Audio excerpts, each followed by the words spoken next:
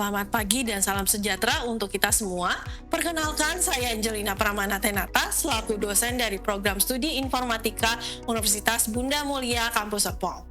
Video ini saya buat sebagai salah satu persyaratan sertifikasi dosen tahun 2026, yaitu pernyataan diri dosen dalam unjuk kerja Tridharma Perguruan Tinggi atau PDD UKTPT, khususnya pada aspek pengajaran. Pada kesempatan kali ini, saya akan memaparkan mata kuliah yang saya ampu, yakni pemrograman web dan mobile. Mata kuliah ini merupakan mata kuliah wajib bagi mahasiswa semester 5 Program Studi Informatika Universitas Bunda Mulia, dengan bobot 4 SKS dan dilaksanakan selama 1 semester. Secara umum, mata kuliah ini membahas konsep dan proses pembuatan pemrograman web dan mobile untuk mengembangkan aplikasi di bidang web dan mobile. Melalui mata kuliah ini juga, mahasiswa diharapkan mampu memahami dasar-dasar pemrograman web dan mobile, serta mampu mengembangkan aplikasi yang sesuai dengan kebutuhan pengguna dan perkembangan teknologi saat ini. Target capaian pembelajaran lulusan yang dibebankan pada mata kuliah ini meliputi beberapa aspek, yaitu 1. Menguasai konsep dan prinsip serta teori ilmu komputer yang dapat digunakan dalam pemodelan dan desain sistem berbasis komputer.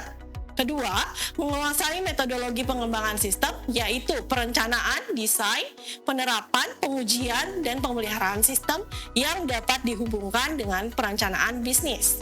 Yang ketiga, menguasai berbagai bahasa pemrograman yang digunakan untuk mengembangkan aplikasi berbasis web, desktop, dan mobile. Keempat, mampu merancang dan menghasilkan aplikasi teknologi informasi berdasarkan metode rekayasa perangkat lunak dan prinsip-prinsip keamanan penggunaan teknologi informasi yang dapat diterapkan dalam kehidupan masyarakat. Dan yang kelima, mampu melakukan desain perangkat lunak desktop dan mobile dan membuat perangkat lunak tersebut untuk menyelesaikan kebutuhan pengguna beserta modal bisnis yang dimiliki pengguna secara digital dan dapat mengukur kemampuan dan keamanan perangkat lunak tersebut. Adapun capaian pembelajaran mata kuliah ini yang ingin dicapai dalam mata kuliah ini adalah yang pertama, mahasiswa mampu menjelaskan konsep dasar dalam pemrograman untuk web dan mobile, dan yang kedua yaitu mahasiswa mampu merancang perangkat lunak web dan mobile sehingga mampu memecahkan masalah, menerapkan dan mengembangkannya dalam industri. Dalam proses pembelajaran ini, saya menggunakan berbagai referensi yang relevan dengan pengembangan teknologi, khususnya pemrograman web dan mobile. Referensi tersebut saya gunakan sebagai bahan penyusunan media pembelajaran, seperti slide PowerPoint, buku ajar, buku referensi, serta studi kasus. Beberapa referensi yang digunakan dalam mata kuliah ini antara lain, yang pertama, buku dengan judul 7 materi pemrograman web untuk pemula, yang kedua, jurus rahasia menguasai pemrograman Android, dan yang ketiga, mudah membuat dan berbisnis aplikasi Android dengan Android Studio. Adapun sistem pembelajaran di mata kuliah ini dilaksanakan secara sinkronus dan asinkronus. Pembelajaran sinkronus dilaksanakan melalui tatap muka di ruang kelas atau melalui media web conference seperti Google Meet. Dalam pelaksanaannya, saya menerapkan metode pembelajaran aktif yang menekankan peran serta dan keaktifan mahasiswa selama proses pembelajaran berlangsung. Metode perkuliahan yang saya gunakan meliputi pembelajaran kolaboratif, diskusi, kelompok berbasis studi kasus, serta praktek langsung. Dengan metode ini, mahasiswa tidak hanya memahami konsep secara teoritis, tetapi juga mampu menerapkannya dalam bentuk pengembangan aplikasi. Sementara itu, pembelajaran asinkronus dilakukan melalui portal Learning Management System Universitas Bunda Mulia. Melalui LMS tersebut, mahasiswa dapat mengakses berbagai informasi terkait mata kuliah seperti rencana pembelajaran semester atau biasa disingkat RPS, materi setiap pertemuan, forum diskusi, serta tugas individu maupun kelompok yang diberikan selama perkuliahan. Selanjutnya, saya akan menguraikan pokok bahasan mata kuliah yang dilaksanakan selama 1 semester. Mata kuliah ini terdiri dari 16 pertemuan yang meliputi 7 pertemuan sebelum ujian tengah semester, 1 pertemuan untuk ujian tengah semester, 7 pertemuan setelah ujian tengah semester, dan 1 pertemuan untuk ujian akhir semester. Pada awal perkuliahan, saya biasanya menyampaikan rencana pembelajaran semester, aturan perkuliahan, serta sistem penilaian. Adapun bobot penilaian pada mata kuliah ini terdiri dari 30% praktek, 30% ujian tengah semester, dan 40% ujian akhir semester. Penyampaian informasi tersebut bertujuan agar mahasiswa dapat memahami arah pembelajaran sejak awal, serta mampu mempersiapkan strategi belajar untuk mencapai hasil yang optimal. Selain itu, pada setiap pertemuan sebelum memasuki materi baru, saya melakukan review terhadap materi pada pertemuan sebelumnya. Hal ini bertujuan untuk mengevaluasi pemahaman mahasiswa dan memastikan bahwa mahasiswa telah memiliki dasar yang cukup sebelum melanjutkan ke materi berikutnya. Berikutnya, saya akan menampilkan cuplikan pelaksanaan proses pengajaran pada pertemuan ketiga dan keempat dengan topik pembahasan CSS yang dilaksanakan secara sinkronus melalui tatap muka di ruang kelas. Selamat menyaksikan cuplikan proses pembelajaran berikut ini. Selamat pagi semuanya. Mari kita berdoa dulu sebelum kita memulai perkuliahan ya. Doa dimulai.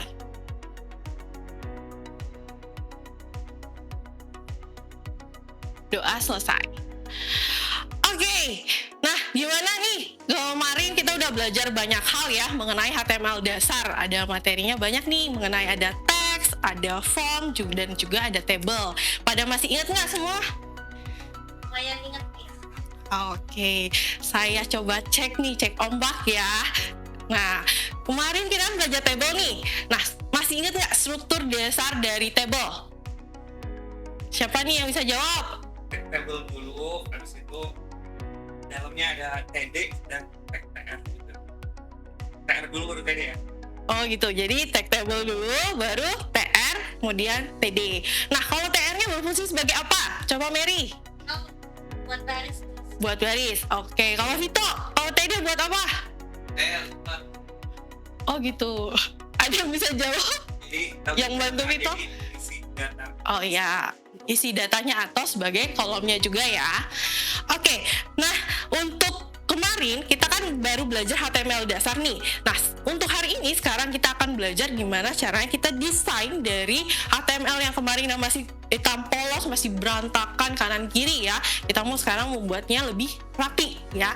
Nah, materinya untuk hari ini itu adalah mengenai Cascading Style Sheet ya, atau biasa disingkat dengan CSS.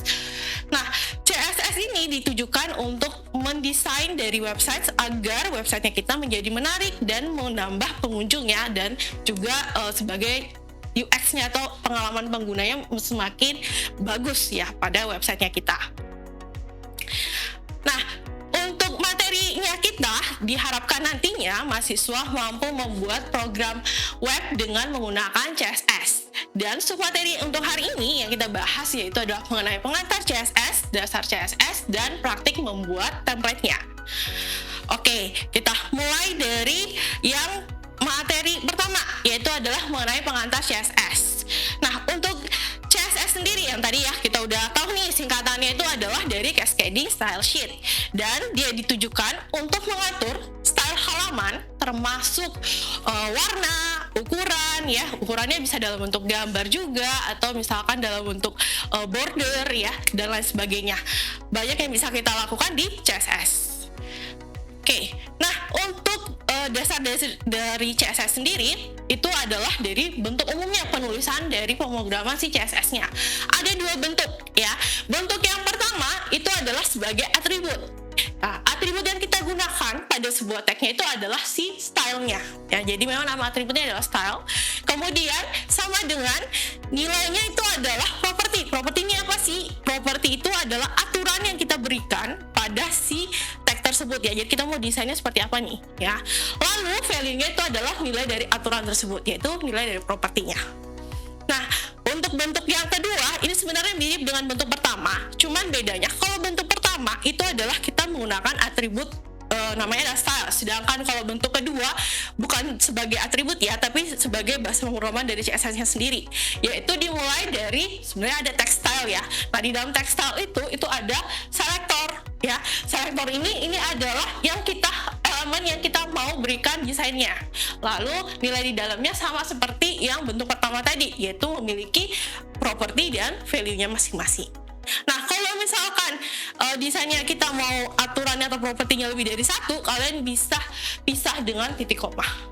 Ya, baik dari bentuk pertama maupun dari bentuk yang kedua. Kemudian penggunaan dari CSS. Penggunaan CSS itu ada 3 macam ya. Jadi ada cara penulisannya ada 3 nih. Pertama itu adalah inline, kedua internal, ketiga adalah eksternal. Ya, kita mulai dari yang pertama yaitu inline. Nah, inline di sini kita menggunakan atribut style. Berarti tadi kita menggunakan bentuk yang pertama ya, yaitu yang ini. Oke, itu untuk penulisan secara inline.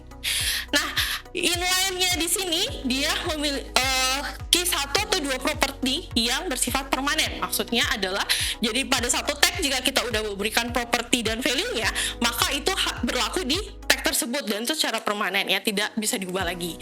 Nah, sedangkan kekurangannya kalau yang dari inline itu adalah kesulitan ketika perbaikan desain. Nah, maksudnya di sini adalah ketika misalkan kita di dalam satu halaman kita punya 3 paragraf ya, ada 3 tag P yang kita gunakan nih, dan kemudian kita mau memberikan warna 3 paragraf ini berwarna biru ya, lalu kita mau revisi nih ya, nggak mau jadi biru, maunya jadi merah. Nah, ketika kalian menggunakan cara penulisan inline, maka kalian mau ubah dari biru jadi merah, kalian harus mengubah sebanyak 3 kali.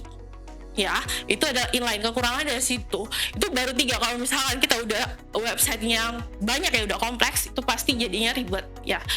Itu kekurangan dari inline. Nah, tapi kalau kalian mau secara khusus stylenya untuk untuk paragraf tertentu, nah itu paling cocok yang pakai inline ya. Nah, contohnya itu penggunaannya adalah seperti ini ya. Jadi kita pastinya pakai struktur dasar dari HTML-nya sendiri ya. Lalu, nah penggunaannya itu ada di dalam body ya. Kita coba buat tag P yang dimana stylenya di sini adalah propertinya adalah color ya, nilainya adalah red. Nah, kontennya itu adalah tulisan ini berwarna merah. Nah, maksudnya dari tag ini adalah berarti konten yang ini, tulisan teks ini dia akan berwarna merah karena kita mengatur propertinya tadi adalah colornya, nilainya adalah merah. Nah, sedangkan yang kedua di tag paragraf yang ini kita atur aturannya yaitu adalah font weight-nya, nilainya adalah bold ya, dimana kontennya adalah tulisan ini dicetak tebal, maka teks ini juga nanti akan bercetak tebal. Contoh outputnya seperti ini. Nah, coba kalian praktek nih penggunaan dari inline ini di Visual Studio Code-nya kita. Ya, bentuknya nanti bisa seperti ini. Kalau ada yang lupa gimana cara buatnya kemarin, struktur dasar kalau di VS Code kalian bisa pakai tanda seru, lalu kalian enter. Jadi kalian nggak perlu buat seluruhannya struktur dasarnya karena di VS Code sudah memudahkan kalian. Kemudian kalian bisa langsung isi di bagian body-nya, yaitu membuat tag P-nya. Ya, tag P-nya. Lalu kalian bisa tulisnya di kontennya boleh sama kayak yang di materi, boleh juga beda ya. Tulisan ini berwarna merah. Nah, di sini P-nya, di sini atributnya adalah style ya, karena kita mau berikan dia berwarna merah. Lalu kita kasih color, nilainya adalah red. Ya, dia bentuknya seperti ini. Nanti kalian bisa lanjut coba yang untuk yang font weight-nya nilainya adalah bold. Silahkan dicoba. Kalau misalkan ada yang kesulitan, ada yang error, boleh angkat tangan, nanti saya bantu. Ya. Kalau misalnya biar tahu ada operator apa aja dan pilihannya, misal tadi font, tahunya kita tulis operator itu font way gitu. Oh, itu harus banyak explore sih, Daniel. Jadi banyak explore, soalnya nggak ada kamus tersendiri ya mengenai properti. Jadi kita harus explore karena setiap satu tag yang di sini itu bisa memiliki properti tertentu. Jadi nggak semua properti itu bisa dipakai di tag itu. Tapi ada yang bersifat secara global. Kayak misalkan kalau color kita bisa warnain yang bagian teks ya. Kita lanjut ke penulisan berikutnya atau penggunaan CSS berikutnya. Nah, di sini kita pakai yaitu adalah sebutannya CSS internal ya. Penulisan CSS ini dia menggunakan tag style ya. Jadi bukan atribut style lagi nih, tapi tagnya. Nah, tag style ini kita ditulis di dalam headnya. Nah, kalau atribut tadi kan di dalam tagnya pasti ada di dalam body ya. Nah, sedangkan kalau yang internal itu ada di bagian headnya. Dan ini menggunakan bentuk umum yang kedua yang tadi ya, yaitu yang terdiri di dalam sini adalah selector, buka kurung kawal, kemudian property, titik 2, value. Nah, untuk CSS internal ini karena dia bersifat internal nih sebutannya udah sangat mengindikasikan ya, maka ketika kalian menerapkan penulisan internal, maka di dalam satu halaman ini dia akan menggunakan desain yang kalian udah set di bagian headnya tadi. Ya, jadi kalau misalkan kalian pakai selektor tagnya adalah P berwarna biru, maka setiap kalian pakai tag P di dalam dokumennya kalian HTML yang satu halaman ini, maka dia akan berwarna biru tanpa kalian harus define lagi ya untuk propertinya sendiri. Nah, tapi kekurangannya kalau di penggunaan CSS yang di sini itu dia tidak bisa ngatur untuk halaman yang lain. Sedangkan kalau kita buat website nggak mungkin kan satu halaman ya, pasti banyak halaman, ada home, ada about, product dan lain sebagainya. Nah, itu pasti desainnya harusnya sama, temanya sama ya, nggak mungkin berbeda halaman 1, halaman 2 itu beda-beda ya. Nah, jadi internal itu hanya secara khusus saja untuk di dokumen tersebut ya penggunaannya. Nah, contohnya penggunaannya adalah seperti ini ya. Jadi di dalam tag head yang tadi kan ada biasanya kita tulisnya title. Nah, sekarang kita tambahin satu tag yaitu text style. Nah, kalau yang type text CSS ini sebenarnya optional ya, boleh tulis atau enggak karena dia akan tetap jalan. Nah, kemudian di sini ada selector tag yang namanya adalah P ya. Kita beri stylenya itu adalah color, nilainya merah.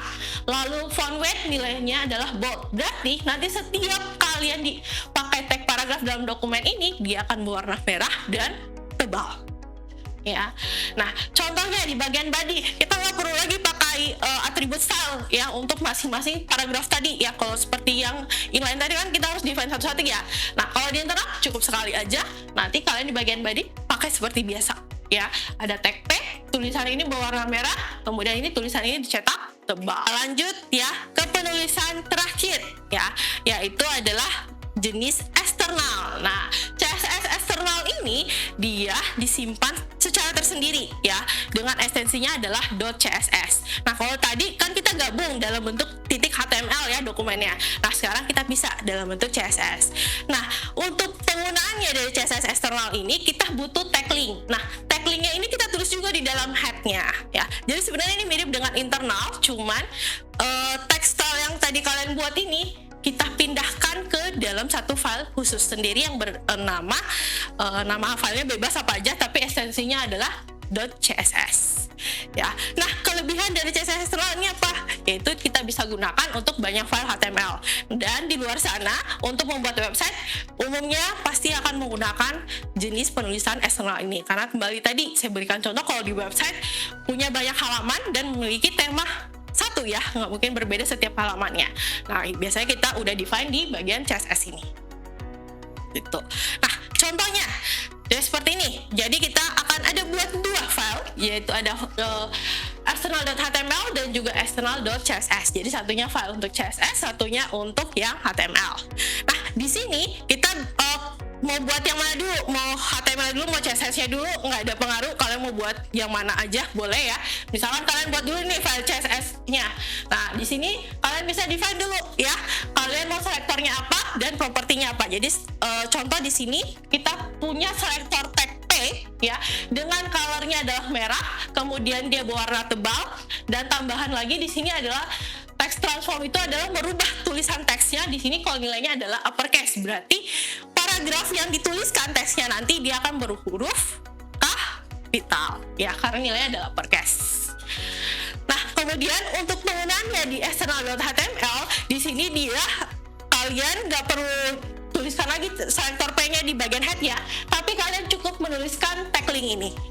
Jadi tag link rel nilainya adalah style sheet ya, kemudian href lokasi di mana kalian menyimpan si file CSS-nya. Jika masih di satu folder yang sama dan tidak terpisah folder ya, kalian bisa langsung menuliskan nama filenya dengan titik CSS. Tapi kalau dia di folder berbeda, silakan dituliskan nama foldernya terlebih dahulu, kemudian kalian tuliskan filenya dengan ekstensinya.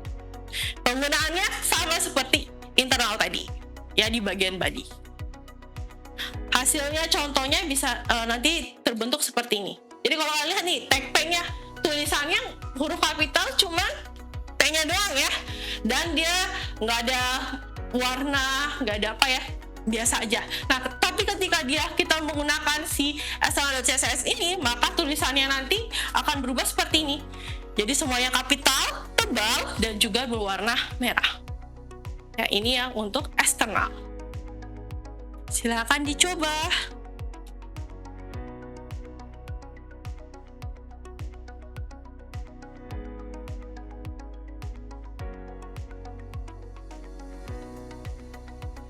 Kalau ada yang nggak berhasil kepanggil, angkat tangan aja ya. Nanti saya ke mejanya membantu. Jangan malu-malu. Kontennya boleh kalian ganti ya, mau warna juga boleh ya. Kalau kalian mau ganti font weight-nya, nggak mau bold, mau normal juga boleh. Terus text transform, ada slide uppercase, kebalikannya apa? Kalau huruf kecil? Ya, lowercase. Berhasil? Siapa nih? Mega? Belum ya? Oke. Daniel udah ya? Ya. Wah, mantap.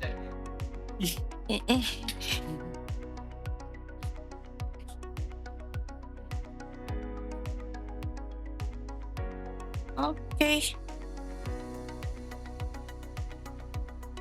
Kalau yang tadi misal ada selector kelas gimana?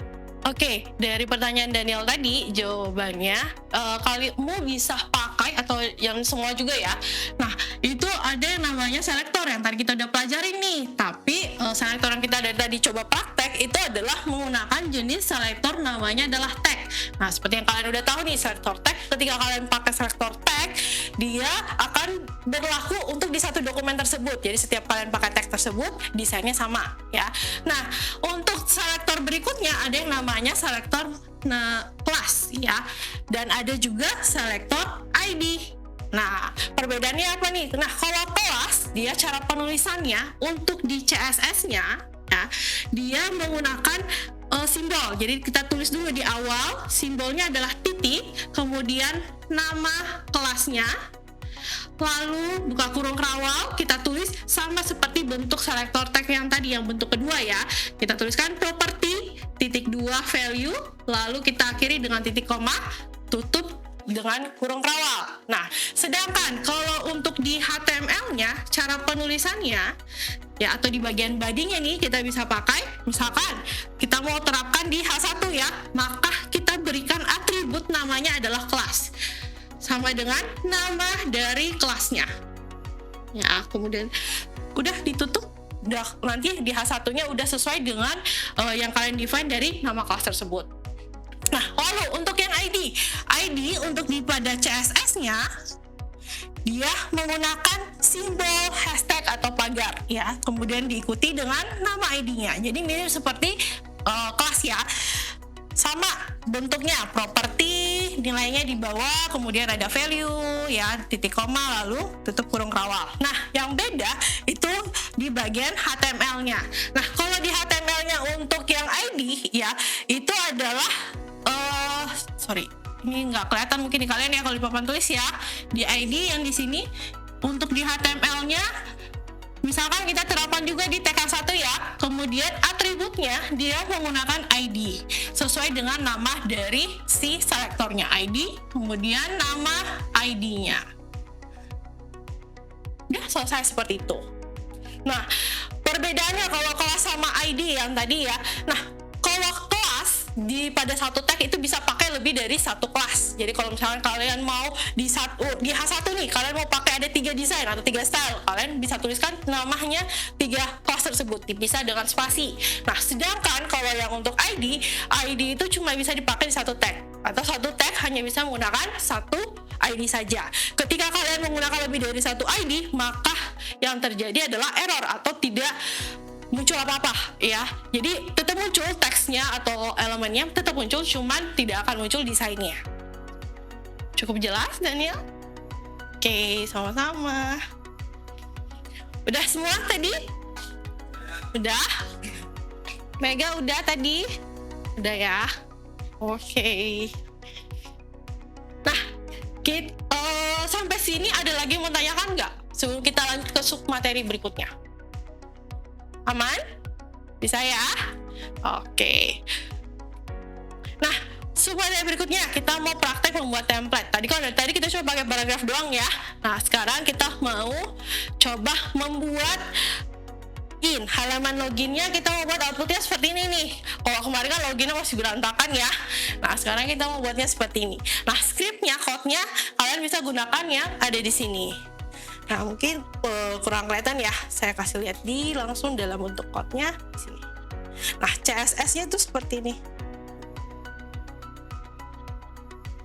Sorry. Nah, coba saya ubah. Jadi CSS yang dipakai adalah yang ini, sedangkan kalau di body-nya itu pendek sama seperti yang kalian udah buat ya di minggu pertemuan kemarin ya. Jadi formnya cuma ada dua, ada untuk username dan untuk password ya. Kemudian buttonnya ada untuk yang loginnya. Nah, sedangkan di CSS-nya ya lumayan ya, ada yang seperti ini. Nah, di sini kalau kalian lihat di sini selektornya yang dipakai tadi jenisnya ada apa aja? Kan tadi udah nih kita belajar ada tag, class, dan ID. Kalau kalian lihat untuk di dokumen ini, ya tag aja ya. Tagnya ada tag body, form, H2, input, dan button. Oh, dan terakhir adalah P. Ya, nah di sini beberapa propertinya yang di luar dari yang tadi kita praktek ya, ada lebih banyak ya. Contoh misalkan, kalau kalian mau ubah jenis tulisan, kalian bisa menggunakan properti namanya font family. Jenis tulisannya ya sama seperti kalau kalian di Microsoft. Nah, itu kalian bisa pilih salah satunya, fontnya mau yang mana. Lalu ada background, itu sama seperti color, tapi dia memberikan warna di belakang ya. Dan lain sebagainya, masih banyak ya. Nah, nanti kalian bisa coba pelajarin ya. Nanti coba kalian buat code-nya yang ini. Nah, setelah itu nanti tugasnya kalian sekaligus kan udah buat login nih, udah saya kasih code-nya. Nah, nanti kalian buat yang untuk halaman registernya. Karena kan di sini sebenarnya ada lanjutan nih dari code-nya. Kalau kalian lihat di sini ada belum punya akun. Nah, terus ada meminta daftar ya, ada linknya. Saya masih kosong ini pagar. Nah, kalian isi. Nanti yang kalian isi, kalian buat untuk halaman daftar ya. Tapi harus masih satu tema ya, jangan beda ya. Jadi stylenya kalian masih bisa pakai yang sama yang sini. Oke? Ada pertanyaan? Sampai sini? Tidak ada? Aman ya? Paham juga ya untuk yang tugas praktiknya ya? Oke. Karena sudah jelas, kita ke bagian ringkasan ya. Jadi ringkasannya ya, ringkasnya kalau CSS ya merupakan singkatan yang tadi Cascading Style Sheet yang dimana digunakan untuk mengatur desain atau halaman style dari websitenya. Nah, penggunaan CSS tadi ada kebagi tiga apa aja? Inline, internal, dan eksternal. Oke. Untuk materinya cukup sampai di sini saja. Mari kita tutup dengan doa bersama ya. Doa dimulai.